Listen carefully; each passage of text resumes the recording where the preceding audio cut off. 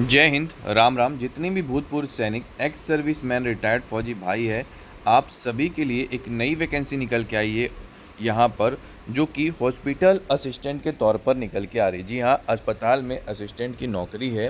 केवल और केवल अगर आप 10वीं पास है तो आपके लिए ये सरकारी नौकरी यहाँ पर निकल कर के आई है, जिसमें 10% आरक्षण आप सभी भूतपूर्व सैनिकों का है।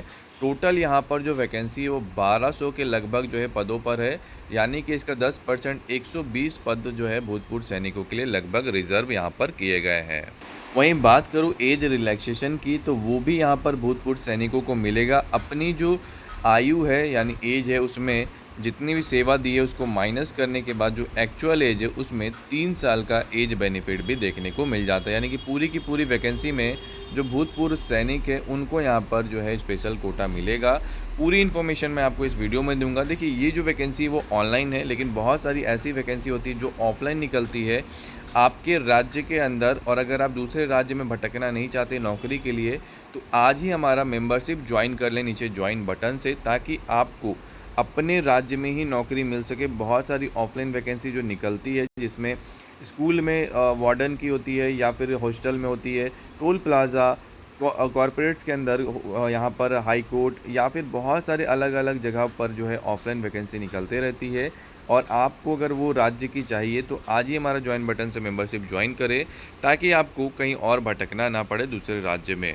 देखिए, आज की जो वैकेंसी निकल के आई है, इसकी जो एप्लीकेशन डेट है वो 7 मई से शुरू होने वाली है। यानी 7 मई से ही आप फॉर्म इसको भर पाएंगे, और लास्ट डेट जो रहेगी वो रहेगी 21 तारीख, यानी 21 मई 2026 तक आप अप्लाई कर सकते हैं।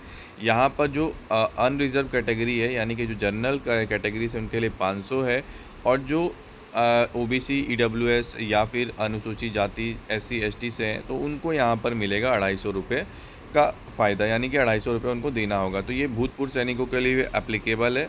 अगर आप जिस कैटेगरी से आते हैं उस कैटेगरी से आपको यहाँ पर होगा। इसमें एक एग्ज़ामिनेशन होगा 24 तारीख को, 24 जून को। उसमें आपको यहाँ पर जाना पड़ेगा। अगर आप इसके लिए बेस्ट बुक चाहते हैं तो मैंने यहाँ पर जो है बेस्ट बुक टैग कर दिया है, आप यहाँ से देख सकते हैं, ख़रीद सकते हैं। इसमें मैं आपको बताता चलूँ कि ये 10वीं पास केवल और केवल जो है आप अप्लाई कर पाएंगे। और मध्य प्रदेश के जितने भी यहाँ पर भूतपूर्व सैनिक है वो सभी लोग एलिजिबल है।